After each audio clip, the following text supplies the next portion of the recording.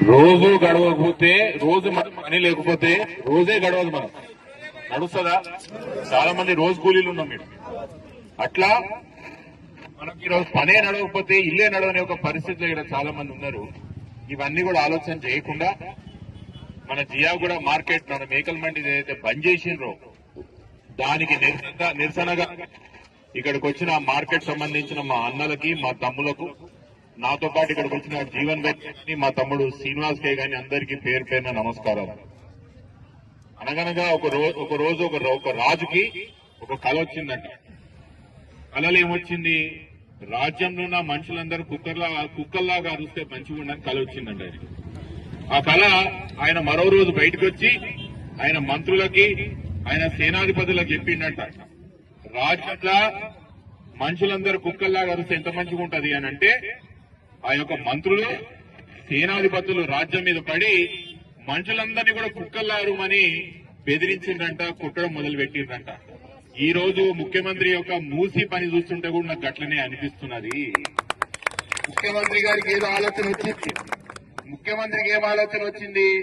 ఈ మూసిని ఏదో ఒకటి చెయ్యాలి, దీనివల్ల మనకు మంచిగా అవుతుందని కాదు, ఆయనకు పేరు వస్తుందని, ఆయనకు పేరు రావాలి. మూసిని మంచి చేస్తే ఏదో రాజకీయంగా లబ్ధి కావాలి, దీనివల్ల వేలాది జీవితాలు నాశనం అయిపోయినా పర్లేదన్న ఆలోచన ముఖ్యమంత్రికి వచ్చింది. కాబట్టి ఎప్పుడు కనిపిని కలుషితం, ఎప్పుడు మన జియాగూడ మార్కెట్ లో ఎప్పుడు అలా కలవని ఒక కాలుష్యమే గాని ఇప్పుడు అధికారులకు కనిపిస్తున్నదంట. జియాగూడ మార్కెట్ కి ఎంత చరిత్ర ఉన్నది.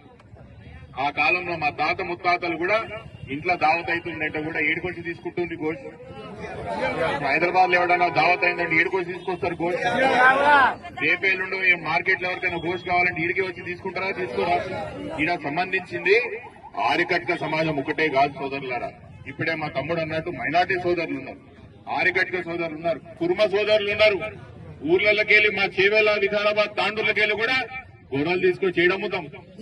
ఇన్ని జియాగూడలు అమ్ముతామా?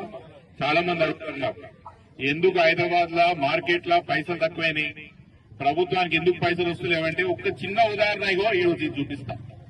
ఇది చూపిస్తా. అసలు ప్రభుత్వం నడుపున వాళ్ళకి ధమాకున్నదా లేదా అని అడుగుతున్నా. అసలు మీకున్న ధమాకా కోపిల్లో మీకు ఏమైనా పెండ నడుస్తున్నదా ధమాకులా అని అడుగుతున్నా.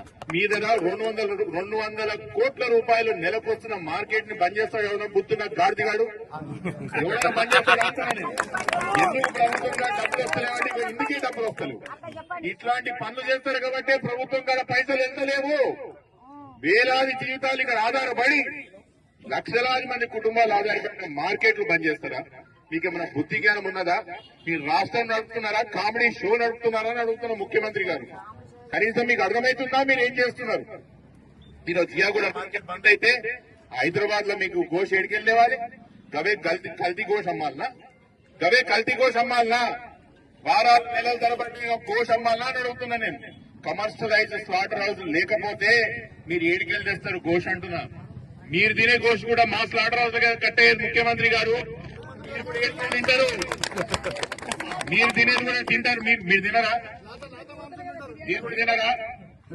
మీరు కనీసం ఆలోచన చేయాలి. అందుకే చెప్తున్నా అధికారులకు కూడా చాలా నేను మా దగ్గర కూడా ఇదే అరాచకం మొదలుపెట్టి 10,000 ఇల్లులు గుంజుకుంటారట. 10,000 ఇల్లులు గుంజుకొని మూసి కడతా అంటున్నాడు. ఈ రోజు 100 సంవత్సరాల నుంచి మార్కెట్ ఈడ ఉన్నది. ఈ రోజు కొత్త కట్టిన మార్కెట్ కాదు కదా, 100 సంవత్సరాల నుంచి ఈడ మార్కెట్ ఉన్నది. నిజాం ప్రభు సర్కార్ నుంచి నిజాం సర్కార్ అప్పటి నుంచి ఈడ మార్కెట్ ఉన్నది కదా. అప్పటి నుంచి మూసిలా కలుస్తుందా లేదా? మీకు కళ్ళు కనిపిస్తలేవా? మమ్మల్ని అడుగుతలేరా కొత్త మార్కెట్ కట్టిమని చెప్పి? మీకు దమ్ము ధైర్యం ఉంటే నిజంగా మంచి చేయాలంటే కొత్త మార్కెట్ కట్టించి ఇవన్నీ ఉన్న స్లాటర్ రోజులు పని. కానీ అది శాత కాదు, కానీ ఉన్నోళ్ళుగా పనికి రాకుండా వచ్చి ఇవన్నీ కూడా ఆపి కూర్చున్నారంట. ఇవన్నీ ఆపి కూర్చున్నారు. ప్రభుత్వానికి ఉన్న పెద్దలు కూడా చెప్తున్నా, మూసీలో మీరు ఈ రోజు మా జియాగూడ మార్కెట్ బంద్ చేసి అయిపోయిందా? మూసి సాఫ్ అయిందా? మూసి తాగుతారా నీళ్ళు కిందికి పోయి? మళ్ళీ మా మార్కెట్ యార్డ్ బంద్ చేసి మీరు ఇప్పుడు నీళ్ళు మూసి అంతా సాఫ్ చేసేదా? ఇప్పుడే చెప్తున్నాడు మా మగ ఈ డంపింగ్ ఎల్లబోతున్నది ఈ డంపింగ్ ఇవన్నీ కాలనీ చుట్టుపక్కల డ్రైనేజ్ ఏడిపోతున్నది. డ్రైనేజ్ కూడా మీ ఇంట్లో పెట్టుకోండి అని చెప్పుకుంటున్నాను. నేను కూడా చాలా సాఫీగా చెప్తున్నా. ఇప్పుడే మా తమ్ముళ్ళు చెప్తున్నారు, ఇప్పుడు ఇడికెళ్ళి మీరు మార్కెట్ ఓపెన్ చేసుకుంటారా, మున్సిపల్ ఆఫీస్ పోతారా అని మీరు ఒక కార్యక్రమం వేసుకున్నారు. మీరు వేసుకోండి. కానీ నేను అధికారులకు కూడా చెప్తున్నా, ఆదివారం లోపలిట మీరిట మార్కెట్ తెలవలేదనుకో సోమవారం జిహెచ్ఎంసీ ఆఫీస్ ముందర వచ్చి మేము కటింగ్ చేస్తాం. జై కార్తీక్ అన్న! జై కార్తీక్ అన్న! ఆదివారం లోపలిట మీరిట మార్కెట్ తెరవకపోతే ఆదివారం లోపల కానీ సోమవారం పొద్దుగాల కటింగ్ మనం జిహెచ్ఎంసీ ఆఫీస్ ముందరనే పీటలు పట్టుకోరండి, కత్తులు పట్టుకోరండి, కట్టైన ఏటలు పట్టుకోరండి, ఆడనే కొడతాం, ఆడనే కొట్టి జిహెచ్ఎంసీ ఆఫీస్ లో పంచుతాం. ఎన్ని రోజులు మీరు ఇట్లా ఓపెన్ చేయకుండా అన్ని రోజులు జిహెచ్ఎంసీ ఆఫీస్ ముందరనే మేము కటింగ్ చేస్తాం. ఎంతమంది పోలీసులు పెడతారు? ఎన్ని రోజులను పెడతారు? బుద్ధి జ్ఞానం ఉండాలి.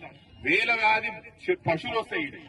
పశువులు అనుకున్న పరిస్థితి ఏంటి అంటే బయట మార్కెట్ పోయి తక్కువ అమ్ముకోవాలన్నా, మా రైతులు బయట మార్కెట్ పోయి తక్కువ అమ్ముకోవాలన్నా, ఇక్కడ పనిచేస్తున్న వాళ్ళందరూ లేబర్ పనులకు పోవాలన్నా, ఏమైనా బుద్ధి జ్ఞానం ఉన్నదా? ఎంత తిట్టాలి మిమ్మల్ని? ఏం చేయాలి? ఏమైనా చేసే పనికి ఇంత అర్థం పడదాం ఉండాలి. काम करे तो कुछ थोपड़ी से काम करना, घुटने से काम नहीं करना. ఇలా చేసే పనులన్నీ గుట్నే से పని చేసినట్టే పనులు नहीं రా.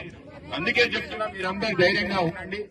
జియాగూడ మార్కెట్ అంటే ఒకటి కారానికి సంబంధించింది కాదు, ఇది హైదరాబాద్ సంబంధించిన ఆస్తి, తెలంగాణకు సంబంధించిన ఆస్తి. ఇలా దెబ్బ పడ్డాడంటే హైదరాబాద్ దెబ్బ పడ్డట్టే, ఊర్లలో మా వాళ్ళందరూ కూడా దెబ్బలు పడ్డట్టే. ఈ మార్కెట్ తెరవాల్సిందే, మళ్ళీ నడవాల్సిందే. మీ పోరాటం ఎప్పటి వరకు